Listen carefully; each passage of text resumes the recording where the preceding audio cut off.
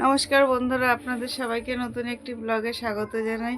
চলে এলাম আপনাদের সাথে আবার গল্প করতে। আমার ছেলের কাণ্ড দেখুন, 25শে ডিসেম্বরে কেক খাবে, তা ও সেই কেকের পাশে মোমবাতি জ্বালিয়ে ও বলছে ওর আজকে জন্মদিন, তাই ও কেকটা কাটছে।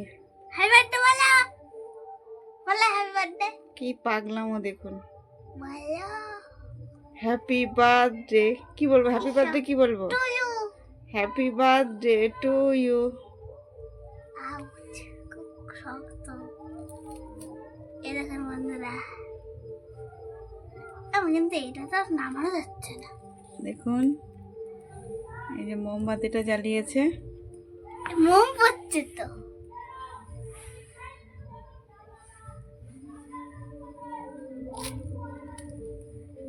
এখন তো সন্ধ্যা, এরপরে আবার দেখুন আর একটু বন্ধুরা, মেলায়- আপনারাও খান। এই যে আমি আমি খাবো। মেলায় গিয়ে একটু খাবার কিনে আনলো, একটা চপ আর কটা পেঁয়াজি ও খাবে। না না না, আমরা একটা দোকানে গেছিলাম আজকে, তো একটা দাদু ছিল। আমরা একটা জিনিস, আমার একটা লকেট কিনেছিলাম আমি, কিন্তু সেটা পছন্দ হয়নি, আমি দিচ্ছি, ফেরত দিচ্ছি। আমাকে অনেক বাজে কথা শুনিয়েছে।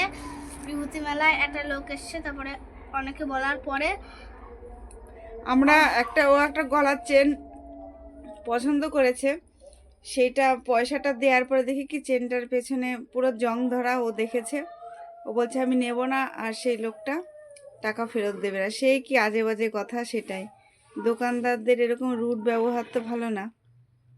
তো তারপরে বাচ্চাটা বলছে, আমার ছেলেটা সে একটা কি এমন ধমক দেয়া। আমি বললাম মেলার জিনিস কিন্তু ভালো হয় না, ও তাও কিনবে। তারপরে ওর শিক্ষা হলেও আর বলেছে কিনবে না। এখন দেখা যাক ও এখন। বন্ধুরা, মোমবাতির অবস্থা এই যে।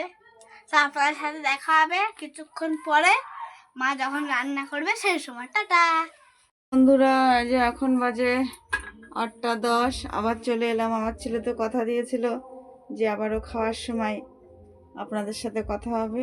যে রুটি বানিয়ে নিয়ে এসেছি, যে ও 2টো রুটি নিয়েছে, আর একটু যে চিকেন, একটু জিলিপি, এগুলো খাবে কিনা জানি না। সে গাজর ভাজা আর একটু পেঁপের তরকারি। চলে আয়। দেখি। আমার ছেলে এন্ট্রি নিচ্ছে। বাবা আজকে কি সুন্দর করে সাজিয়ে দিয়েছে। তা দেখুন, ওর তো মিষ্টি ফেভারিট, আগেই জিলিপিটা খেয়ে নিল একটু। তো তোমার কি কেমন লাগছে দেখো?